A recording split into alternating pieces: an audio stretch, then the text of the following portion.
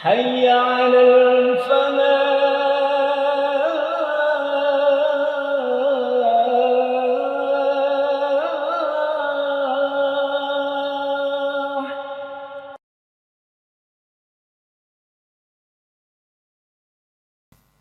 Bismillahirrahmanirrahim. Assalamualaikum warahmatullahi wabarakatuh.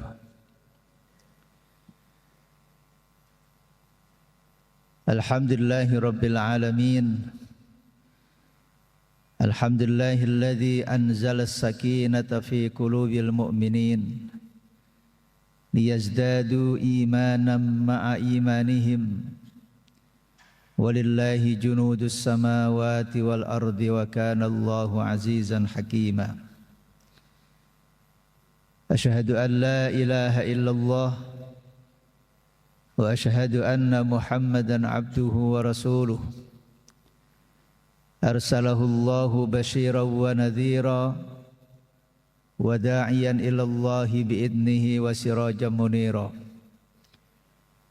Allahumma salli wa sallim wa barik wa tarahham ala nabiyyika wa rasulika Muhammadin wa ala alihi wa ashabihi ajma'in.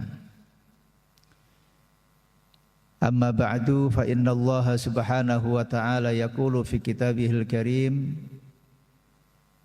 a'udzu billahi minasy syaithanir rajim.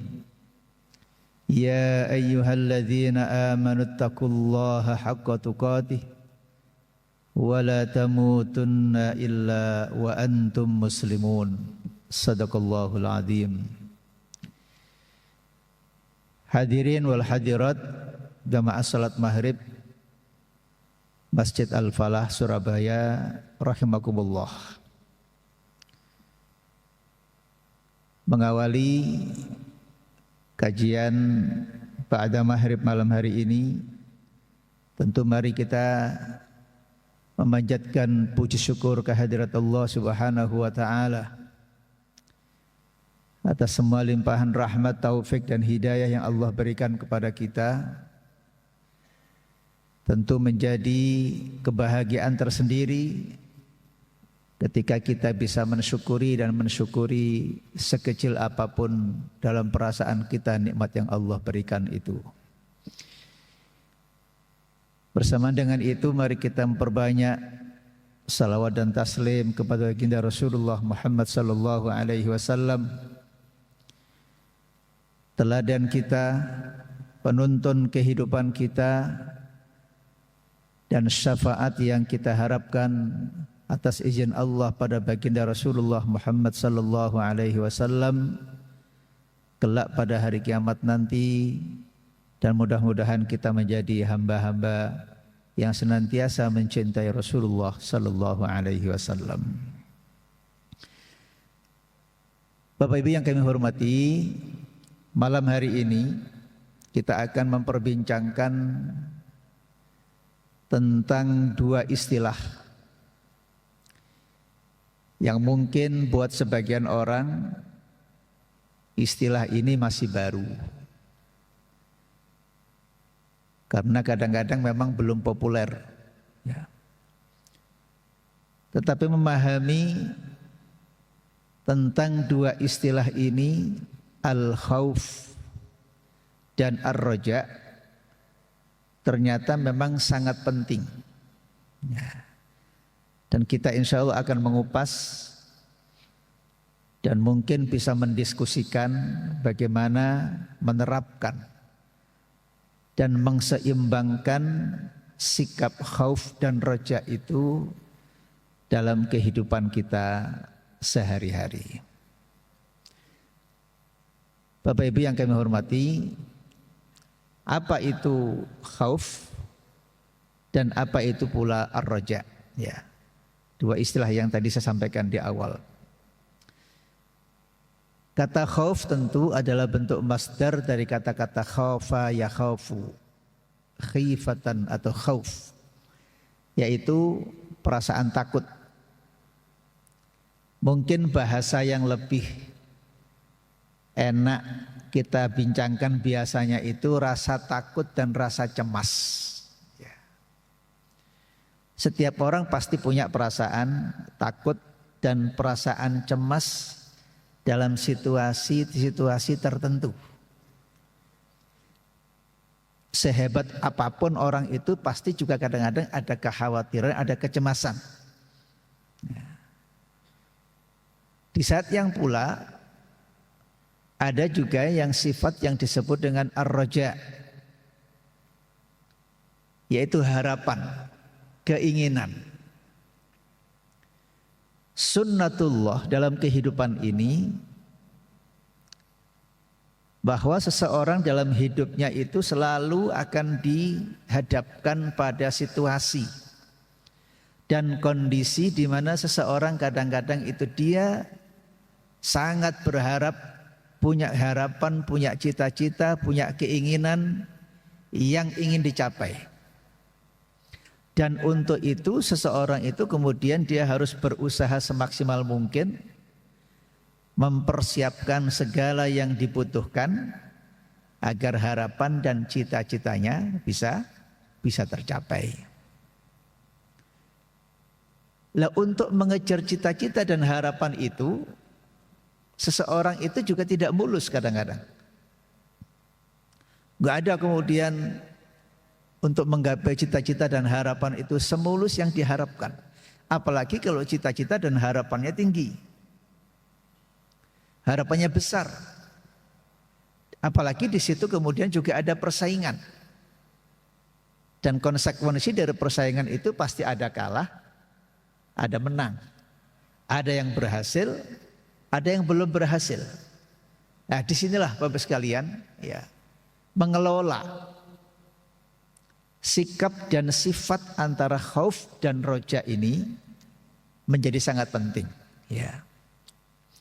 Dan jika kita kembali kepada ajaran-ajaran Islam, kita akan mendapatkan bimbingan, mendapatkan petunjuk bagaimana mengelola sifat khauf dan roja itu sehingga kehidupan kita ini menjadi berkeseimbangan.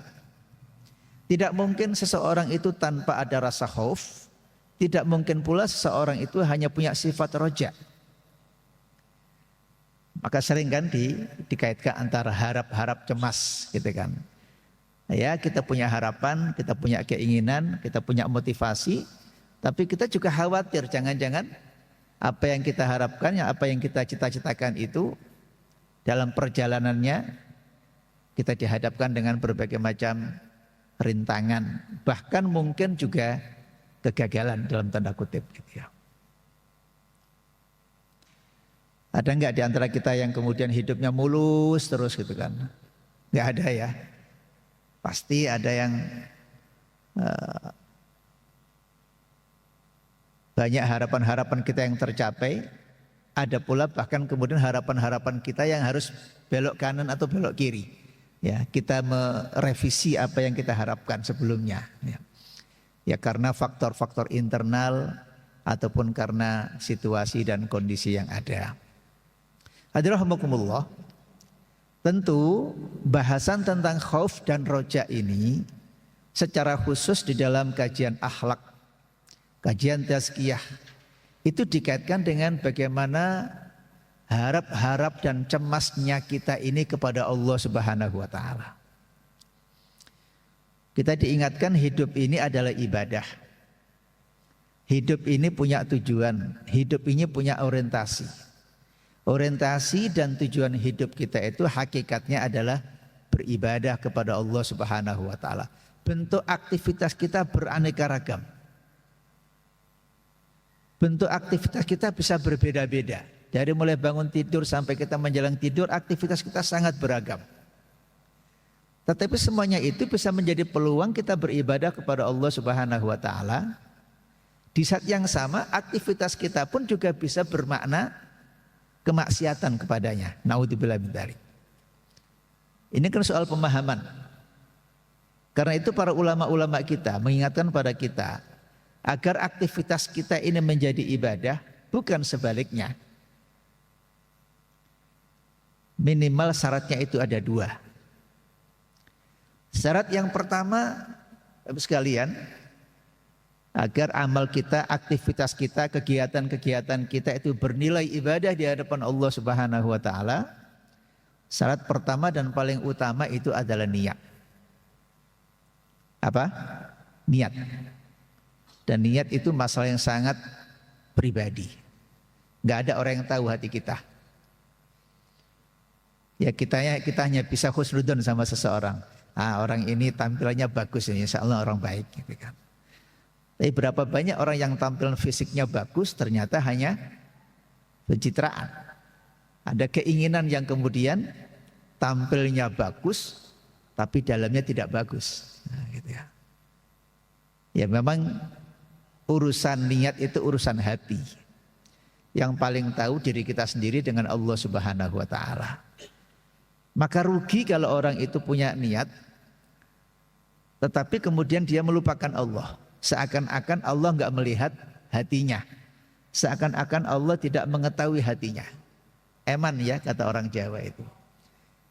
Ya mending kemudian kan kita paham, kita yakin bahwa hati itu yang paling tahu hanya Allah Subhanahu wa taala. Karena itu marilah kita upayakan ya, kita berusaha sungguh-sungguh agar niat kita itu selalu karena Allah Subhanahu wa taala. Inilah yang bisa membuat motivasi hidup itu menjadi indah. Karena kita mengharapkan Allah, kita kembali kepada Allah, kita memohon kepada Allah, kita meminta kepada Allah. Kalaupun saat kita lemah, kita juga meyakini bahwa Allah itu sumber kekuatan. Saat kita miskin, kita punya kebutuhan, kita yakin bahwa Allah Subhanahu wa taala adalah sumber kekayaan. Dan begitu seterusnya. Itu yang pertama, syaratnya agar amal kita menjadi ibadah itu, syarat yang pertama adalah niat. Dan semua ulama-ulama bersepakat urusan niat itu urusan hati. Kalau talafut mengucapkan niat, sebagian mengatakan itu sunnah, tapi yang tidak ada perbedaan pendapat bahwa urusan niat itu urusan hati. Kalaupun kita melafatkannya, maka apa yang kita lafatkan itu harus berbarengan dengan suasana kesungguhan hati kita. Itu syarat yang pertama, Bapak-Bapak sekalian, kalau amal aktivitas kita ingin dimaknai sebagai ibadah. Syarat yang kedua, bahwa yang kita kerjakan itu adalah ketaatan kepada Allah Subhanahu wa taala. Minimal adalah perbuatan yang bukan dilarang. Apa? Minimal adalah perbuatan mubah, perbuatan yang tidak dilarang. Orang berangkat kerja, orang beraktivitas, orang berolahraga, gitu kan? Orang bersilaturahim, orang ketemu dengan temannya, ngobrol dengan temannya. Hari ini makan ini, nanti makan itu. Hari ini kita pakai pakaian ini, besok kita pakai pakaian yang lain lagi. Itu hal-hal yang boleh-boleh saja. Terserah masing-masing kita. Nah, ketika amal-amal yang sifatnya mubah, boleh. Apalagi yang sifatnya sunnah, apalagi yang sifatnya wajib. Itu kalau dikerjakan dengan disertai niat ibadah kepada Allah Subhanahu wa taala, maka itulah yang disebut dengan ibadah. Qul inna salati wa nusuki wa mahyaya wa mamati lillahi rabbil alamin. Kembali kepada tema tentang khauf dan roja, Bapak-Ibu sekalian ya. Jadi khauf dan roja itu hakikatnya adalah bagaimana kita punya harapan yang besar kepada Allah Subhanahu wa taala, karena Allah itu punya sifat-sifat Rahman, punya sifat Rahim. Allah Maha Pemberi, Allah Dzul Fadl. Jadi bahwa Allah punya segala kekuatan, segala harapan-harapan kebaikan kita punya optimisme, gantungkan optimisme dan harapan kita itu kepada Allah Subhanahu wa taala. Itulah yang disebut dengan roja. Jadi orang yang punya roja itu orang yang punya energi, orang yang punya motivasi, orang yang yakin bahwa segala sesuatu ada di tangan Allah Subhanahu wa taala.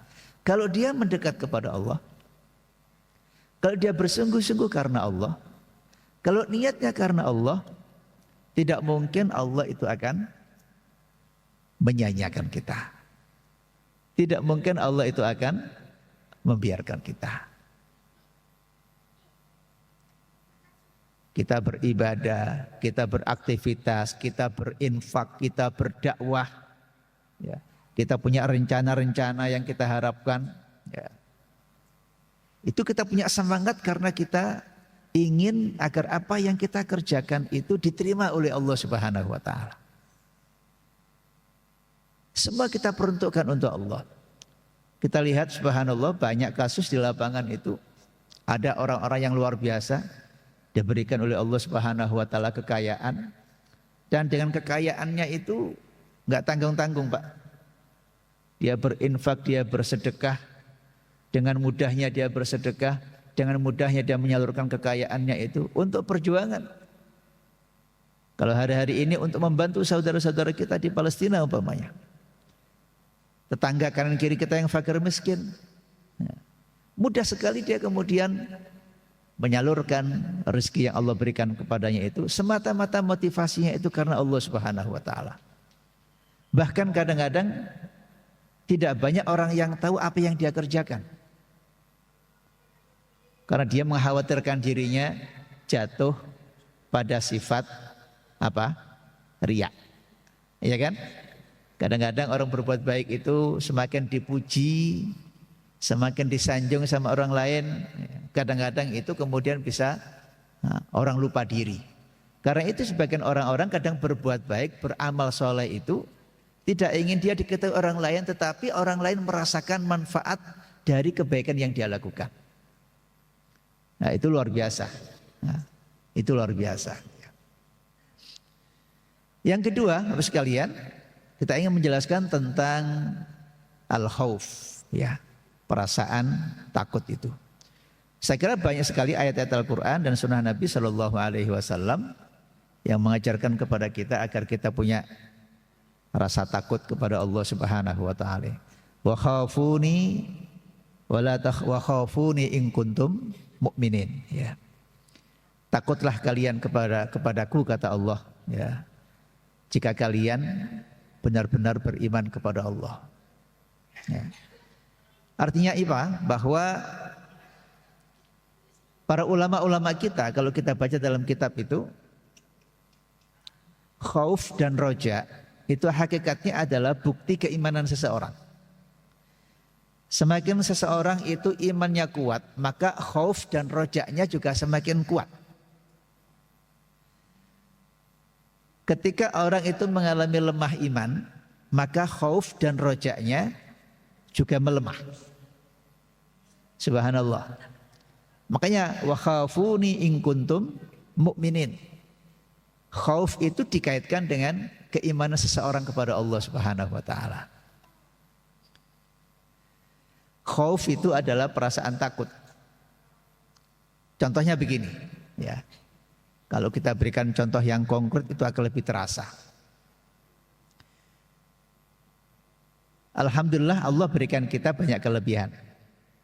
Ada orang yang diberikan ilmu, ada orang yang diberikan harta, ada orang yang diberikan kekuasaan, ada orang yang diberikan kelebihan-kelebihan yang tidak dimiliki oleh orang lain. Yang dengan kelebihan yang dia miliki, baik ilmu, pengalaman, harta, kekuasaan, dia bisa berbuat sesuatu yang bisa dirasakan manfaatnya oleh orang lain. Perasaan khauf itu akan muncul manakala dia melakukan kebaikan-kebaikan itu. Yang pertama, dipuji sama orang, diapresiasi sama orang. Wajarlah kalau kita berbuat baik pasti diapresiasi, ya. Kita berbuat baik itu pasti akan dipuji sama orang lain. Ada yang mengatakan kita hebat, ada yang mengatakan bapak luar biasa, ada yang mengatakan oh kalau bukan bapak nggak mungkin lah ini bisa jalan. Macam-macam lah sanjungan-sanjungan, kalimat-kalimat yang diucapkan orang lain kepada seseorang yang bisa melakukan kebaikan itu pasti muncul.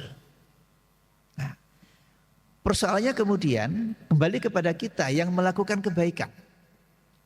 Apakah pujian-pujian itu kemudian membuat kepala kita besar? Apakah pujian-pujian itu membuat kita kemudian sombong? Apakah pujian-pujian itu kemudian membuat kita riak? Ya.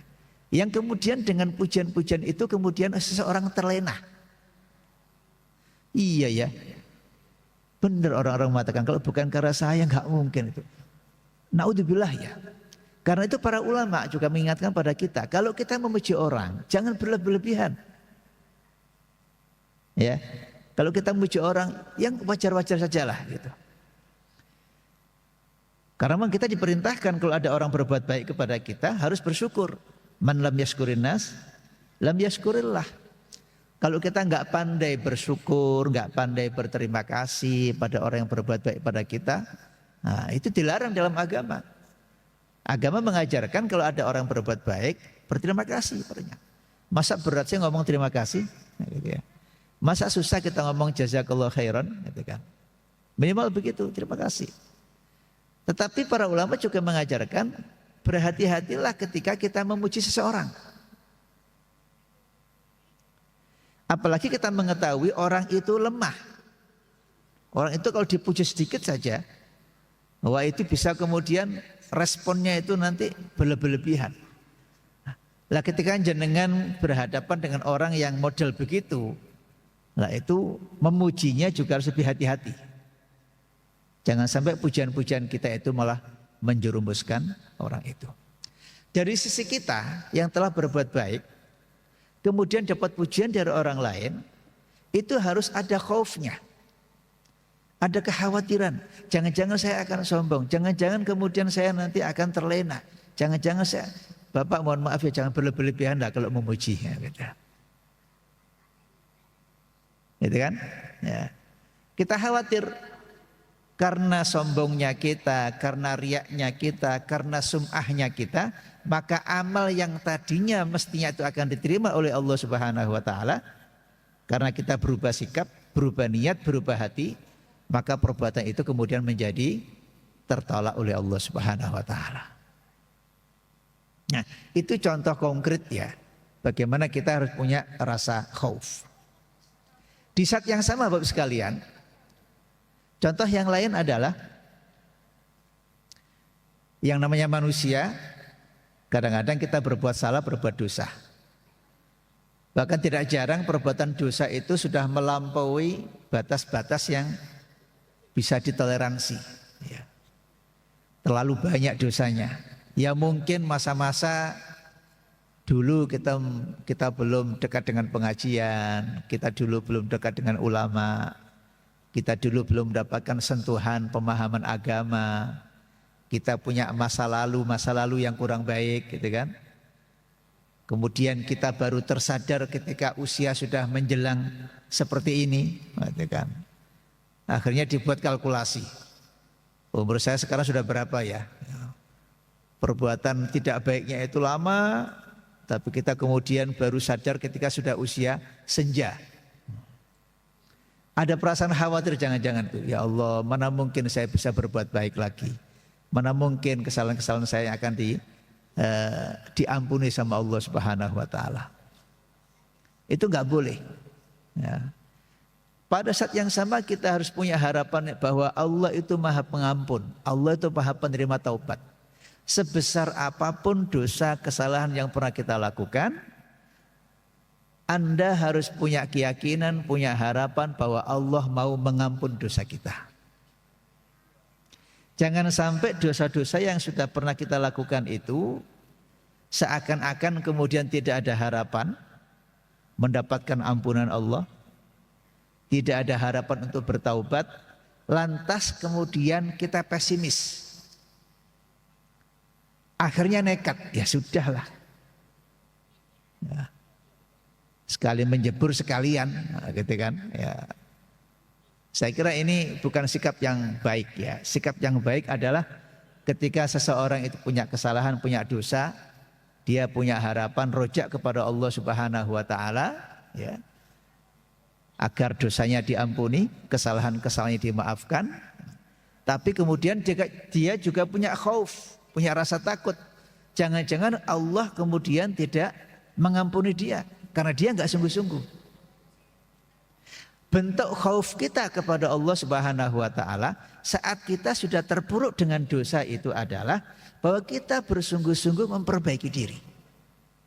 Makanya Imam Ghazali mengatakan dalam kitab Ihya-nya itu, orang yang kemudian khauf kepada Allah Subhanahu wa taala tetapi tidak diiringi dengan langkah-langkah yang menunjukkan bahwa dia telah mengakui kesalahannya, maka itu disebut dengan tamanni.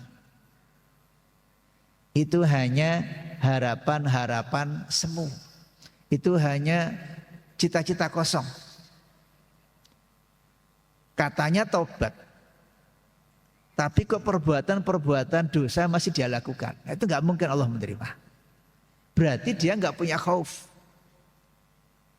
Yang benar adalah kita bertobat, kita mengakui kesalahan kita.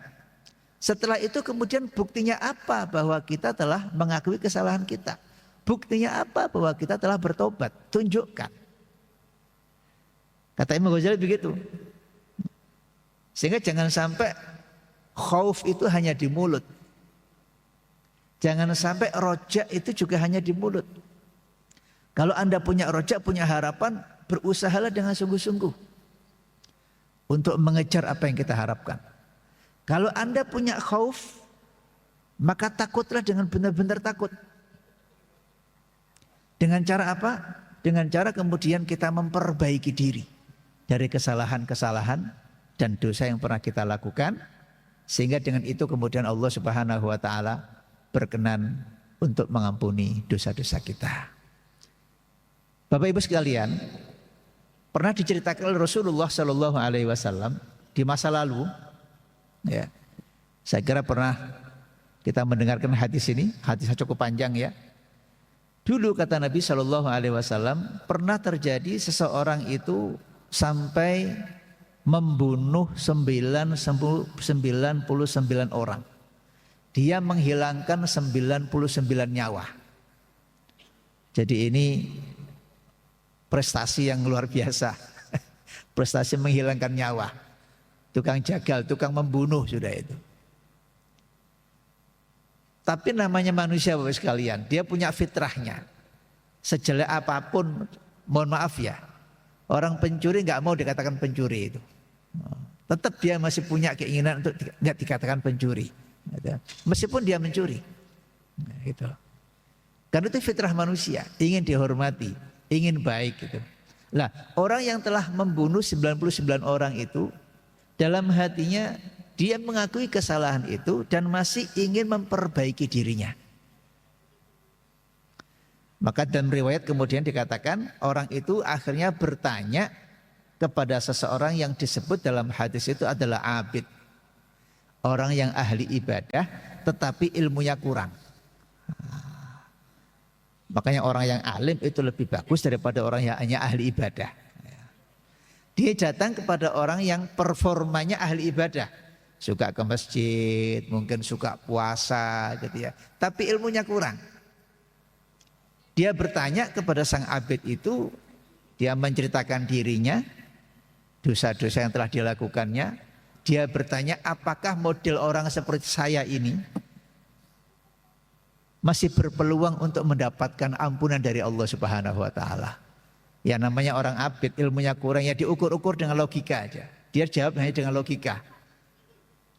Bapak sudah membunuh 99 orang.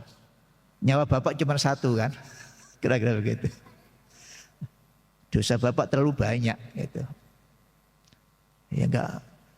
Singkat ceritanya itu jawaban orang yang abid ini, orang yang ahli ibadah yang kurang ilmunya ini tidak membuat dia nyaman dengan jawaban itu. Tidak sesuai dengan harapan dia. Dia ingin memperbaiki diri, dia ingin tobat, kok kemudian tidak mendapatkan jawaban yang membuat dia bisa bertobat kepada Allah Subhanahu wa taala. Akhirnya sang abid ini pun kemudian dibunuh juga sama dia. Lengkaplah sudah. Dia membunuh 100 orang. Tapi ingin tobatnya masih ada. Kata Nabi dalam hadis yang panjang itu, kemudian dia bertemu dengan orang yang disebut dengan alim. Yang pertama ketemu orang yang abid, ahli ibadah tapi kurang ilmunya. Yang kedua kemudian ketemu dengan orang yang alim, orang yang punya ilmu. Maka nasihat orang yang alim ini kemudian pada orang ini dia diberikan keyakinan bahwa Allah Subhanahu wa taala Maha Pengampun. Sekarang pergilah kamu, tinggalkan tempatmu yang jelek itu dan pergilah ke tempat yang baru. Di tengah perjalanan kemudian Allah Subhanahu wa taala mentakdirkan dia meninggal dunia. Maka di akhir hadis itu para ulama menyimpulkan berdasarkan kisah Nabi Shallallahu Alaihi Wasallam bahwa orang yang tadi meskipun dia sudah membunuh 100 orang, tapi dalam hubungan dia dengan Allah Subhanahu Wa Taala karena ada kesungguhan taubatnya, taubatnya diterima oleh Allah Subhanahu Wa Taala. Karena itu Imam An-Nawawi, salah seorang ulama besar kita, menjelaskan kepada kita konsep taubat. Konsep taubat itu pertama, seseorang itu kalau ingin bertobat dari dosanya, dia paham bahwa dia telah melakukan sebuah kesalahan. Dia tahu bahwa dia telah melakukan dosa. Repot kan Pak ya, kalau orang nggak tahu kalau dia berbuat dosa kan nggak tahu. Kalau nggak tahu kan nggak ada perasaan salah. Oh nggak tahu gitu. Maka syarat pertama, dia tahu bahwa dia telah berbuat dosa. Itu yang pertama. Yang kedua, dia mengakui tentang kesalahan dirinya. Kemudian menyesal. Ya. Ada kesadaran bahwa pengakuan bahwa dia telah melakukan sebuah dosa. Yang kedua, kemudian dia menyesali perbuatan dosa itu. Yang ketiga, kata beliau, orang bertobat itu dia berjanji untuk tidak mengulangi lagi perbuatan itu. Dan syarat yang keempat adalah bahwa dia wa'ad bi'is sayyi'atal hasanata. Dia ganti perbuatan dosa itu dengan bukti-bukti kebaikan yang dia lakukan. Kalau 4 syarat ini dilakukan oleh seseorang yang telah terlanjur berbuat kesalahan dan dosa, maka insya Allah taubatnya akan diterima oleh Allah Subhanahu wa taala. Adapun syarat yang kelima adalah ketika hubungan kita dengan sesama manusia. Kalau yang syarat pertama, kedua, ketiga dan keempat tadi itu hablum minallah, hubungan kita dengan Allah Subhanahu wa taala. Tapi kalau hubungan kita dengan sesama, kita dengan orang tua, kita dengan istri kita, kita dengan tetangga kita dan sebagainya, maka syarat yang kelima adalah kita harus meminta maaf dan meminta kerelaannya. Hutang umpamanya, kembalikan. Kalau kita nggak mampu mengembalikan, ya kita minta dibebaskan umpamanya begitu. Nah, kalau 5 ini sudah bisa dipenuhi, maka yakinlah bahwa sesungguhnya Allah Subhanahu wa taala Maha penerima taubat. Dalam sebuah hadis qudsi, Rasulullah sallallahu alaihi wasallam pernah menyampaikan, "Lau balagat dzunubuka ananas samai." Andaikan dosa-dosa yang pernah kamu lakukan itu tingginya sudah mencapai puncaknya langit. Kemudian kamu datang beristighfar dan bertaubat kepadaku dengan sungguh-sungguh. Ghafartu laka wala ubali. Apa kata Allah? Aku akan ampuni dosamu dan aku tidak lagi peduli dengan dosa-dosa yang sudah pernah kamu lakukan. Hadis ini memberikan harapan bahwa sesungguhnya orang yang terlanjur berbuat salah itu jangan pesimis. Qul ya ibadiyalladzina asrafu ala anfusihim la taqnatu mir rauhillah. Innahu la yai'asu mir rauhillahi illal qaumul kafirun. Hei orang-orang, katakan kata Nabi, kata Allah kepada nabinya, wahai orang-orang yang sudah terlanjur berbuat salah. La taqnatu mir rauhillah, jangan kalian berputus asa dari rahmat Allah. Innahu la yai'asu mir rauhillahi illal qaumul kafirun. Hanya orang-orang kafir saja. Hanya orang-orang yang tidak percaya kepada Allah saja yang tidak punya optimisme dan dia pesimis dengan kesalahan-kesalahan yang pernah dilakukan, seakan-akan kesalahan itu tidak ada pintu taubat baginya. Inilah kira-kira penjelasan ya, bagaimana kita memahami tentang khauf dan roja. Kita perlu seimbangkan. Di dalam kitab Mukhtasar Minhajul Qasidin, khauf dan roja itu oleh Ibnu Qudamah itu digambarkan seperti burung. Burung itu terbang dengan dua sayap, sayap kanan dan sayap kirinya. Itu ibaratnya khauf dan roja gitu. Kalau burung itu terbang dengan dan berfungsi dengan baik kedua sayapnya, maka burung itu akan bisa terbang ke arah yang dia inginkan. Mau ke arah jauh bisa, mau terbang tinggi bisa, terbang rendah bisa. Mau ke kanan mau ke kiri dia bisa memainkan dengan dua sayapnya itu dengan sangat indah dan dia bisa mencapai tujuan yang diharapkan. Khauf dan roja diibaratkan oleh para ulama seperti burung yang terbang dengan dua sayapnya. Maka marilah kita dalam kehidupan kita beribadah kepada Allah Subhanahu wa taala, kita seimbangkan antara khauf dan roja itu. Jangan sampai kita terpuruk kemudian putus asa ya, karena kita telah melakukan sebuah dosa. Di situ ada harapan. Kalau kita sungguh-sungguh kembali kepada Allah Subhanahu wa taala, maka insya Allah dosa-dosa kita ini akan diampuni. Demikian pula kalau Anda telah bisa berbuat baik, maka Anda juga harus punya rasa khawatir. Jangan-jangan perbuatan baik saya ini tidak ikhlas karena Allah. Jangan-jangan perbuatan baik saya ini tidak murni karena Allah. Jangan-jangan ada motif-motif yang lain. Maka segera ketika kemudian hati kita berpaling, kok tiba-tiba perasaan kita berubah, tiba-tiba pikiran kita berubah, udah tarik lagi, kembali lagi kepada Allah Subhanahu wa taala.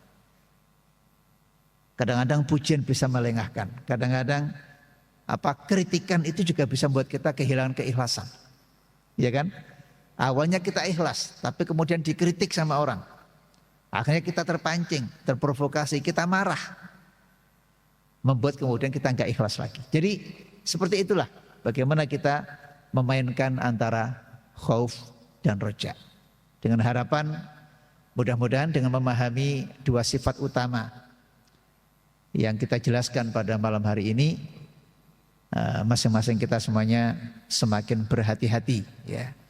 Karena sifat khauf dan roja itu akan senantiasa menyertai kita dalam kehidupan kita sehari-hari. Kita ingin dengan khauf dan roja itu semua prestasi-prestasi amal kebaikan kita betul-betul itu karena Allah Subhanahu wa taala. Kalaupun kemudian ada kesalahan-kesalahan dan dosa-dosa yang pernah kita lakukan, semua harapan kita dengan kesungguhan taubat kepada Allah akan diterima oleh Allah Subhanahu wa taala. Segera demikian ya, yang bisa kita jelaskan tentang khauf dan roja. Masih ada waktu? Barangkali ada pertanyaan? Masih 10 menit. Ada pertanyaan dari Bapak Ibu sekalian?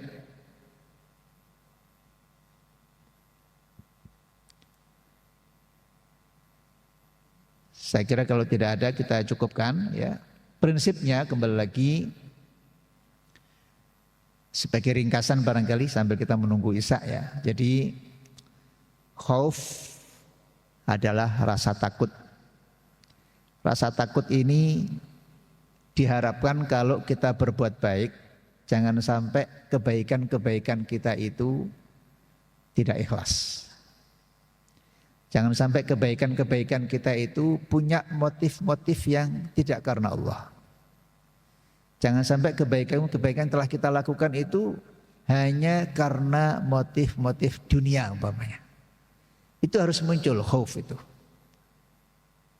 Sementara roja itu diletakkan pada ketika kita telah berbuat kebaikan umpamanya ya. Harapan kita dalam hati itu adalah ya Allah terimalah amal ibadah saya ya Allah. Ya Allah terimalah apa yang sudah saya lakukan ya Allah. Meskipun kita belum maksimal. Kita merasa belum maksimal. Kita merasa belum optimal, belum bersungguh-sungguh betul.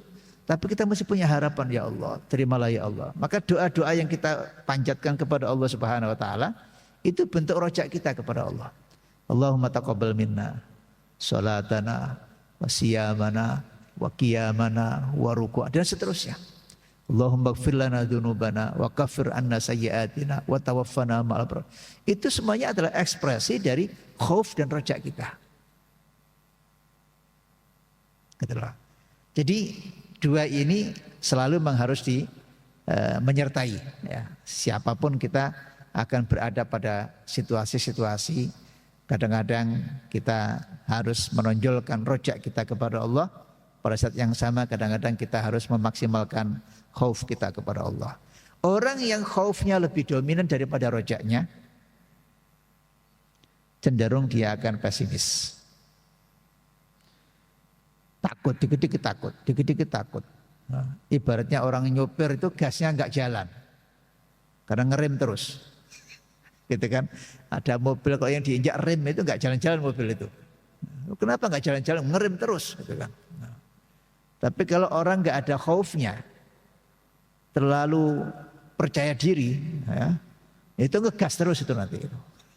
Enggak ada remnya, itu bahaya juga itu kan. Wah, ini lampu merah masih ngegas terus, bisa nabrak itu nanti kan ya. Nah karena itu harus dimainkan, kapan kita ngerem, direm. Kapan kita ngegas, digas gitu kan. Islam itu tawasud, pertengahan. Jangan terlalu kemudian juga berlebih-lebihan. Jangan terlalu pula kemudian tidak punya optimisme. Ya. Kita masih ingat kan kisah di masa Nabi Shallallahu Alaihi Wasallam tentang seseorang yang begitu sangat terkagum-kagum dengan akhlak, kepribadian dan ibadah Nabi Shallallahu Alaihi Wasallam. Maka kemudian Nabi mengatakan ada satu di antara mereka mengatakan, saya akan setiap malam bangun dan tidak tidur. Dia bangun sepanjang malam untuk beribadah kepada Allah Subhanahu Wa Taala. Yang satu lagi mengatakan, saya sepanjang waktu akan berpuasa, tidak makan, pokoknya puasa terus, hari-harinya puasa. Dan yang ketiga mengatakan, saya punya nafsu, saya tidak ingin mengotor diri saya dengan nafsu, saya tidak akan menikah, saya tidak akan menikah. Pokoknya dia pengibadah, kemudian dia tidak menikah, karena menikah itu syahwat dan syahwat itu kayak dosa gitu. Tiga-tiganya ini kemudian dilaporkan kepada Rasulullah Shallallahu Alaihi Wasallam. Diceritakan, ya Rasul, ada sahabat-sahabatmu yang berpandangan, yang berpikiran seperti ini. Itulah yang kemudian menjadi asbab wurudnya hadis Nabi Shallallahu Alaihi Wasallam yang mengatakan, man ragiba an sunnati falaysa minni. Barang siapa yang tidak tidak senang dengan sunnahku, kata Nabi, maka dia bukan bagian dariku. Kata Nabi, aku juga berpuasa, aku juga makan, aku juga bangun malam, aku juga tidur, dan aku juga menikahi perempuan. Jadi menikah, kemudian bangun malam juga tidur, berpuasa juga kemudian makan, itu yang dicontohkan Nabi Shallallahu Alaihi Wasallam, dan kita tidak boleh berlebih-lebihan. Demikian, mari kita bermohon pada Allah Subhanahu Wa Taala dengan doa-doa kita yang terbaik. Mudah-mudahan doa-doa kita ini menjadi bukti dari rojak dan khauf kita kepada Allah Subhanahu Wa Taala, dan mudah-mudahan diijabah oleh Allah Subhanahu Wa Taala. A'udzubillahi minasyaitonirrajim. Bismillahirrahmanirrahim. Allahumma salli wa sallim wa barik ala sayyidina Muhammad wa ala alihi wa sahbihi ajma'in walhamdulillahi rabbil alamin. Allahumma anfa'na bima 'allamtana wa 'allimna ma yanfa'una wa zidna ilma. Allahumma inna nas'aluka ilman nafi'ah wa rizqan thayyibah wa 'amalan mutaqabbala wa du'aan mustajabah. Allahumma inna na'udzubika min ilmin la yanfa' wa min qalbin la yakhsha' wa min nafsin la tashba' wa min du'ain la yusma'. Allahumma inna ala dzikrika wa syukrika wa husna ibadatik. Allahumma la tad'a lana fi maqamina hadha dhanban illa ghafartah wa la hamman illa farrajtah wa la aiban illa satartah wa la dhalan illa hadaitah ولا مريضا إلا شفيته ولا جاهلا إلا علمته ولا حاجة من حوائج الدنيا والآخرة هي لك رضا ولنا صلاة إلا قضيتها ويسرتها يا رب العالمين. اللهم انصر من نصر الدين، اللهم انصر من نصر الدين، واخذل من خذلنا وخذل المسلمين. اللهم اعز الإسلام والمسلمين ودمر أعداءك أعداء الدين. اللهم انصر إخوان المجاهدين في فلسطين وفي أرض الإسلام يا رب العالمين. ربنا آتنا في الدنيا حسنة وفي الآخرة حسنة وقنا عذاب النار. سبحان ربك رب العزة عما يصفون وسلام على المرسلين والحمد لله رب العالمين. سبحانك اللهم وبحمدك أشهد أن لا إله إلا أنت أستغفرك ونتوب إليك. السلام عليكم warahmatullahi wabarakatuh.